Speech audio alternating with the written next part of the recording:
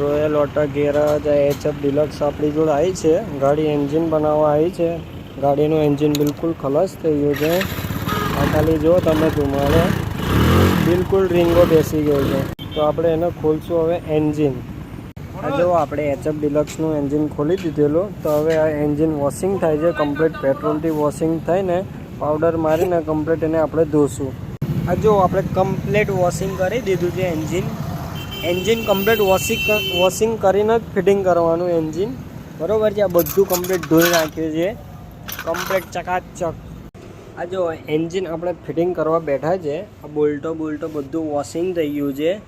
અને આ એન્જિનનું ફાળિયા મેં બેરિંગો બધી નાખી દીધી, ઓરિજિનલ બેરિંગો નાખી દીધી છે, બરાબર છે. અને આ એનો હેડ બ્લોક રેડી કરી દીધો છે આપણે, બરાબર છે. આ પિસ્ટનની અંદર આપણે લગાડી દીધો છે અને ક્રેંગ એની, બરાબર છે. એન્જિન આપણે ફિટિંગ કરશું. ફિટિંગ કરીને તમને એનો અવાજ આપણે સંભળાવશું કે એન્જિન કેવું બન્યું છે. રોયલ ઓટો ગેરેજ આપણી પાસે HF ડિલક્સ આવેલી એન્જિન બનાવવા. તો ગાડીનું એન્જિન બનાવી દીધું છે. અવાજ સાંભળો,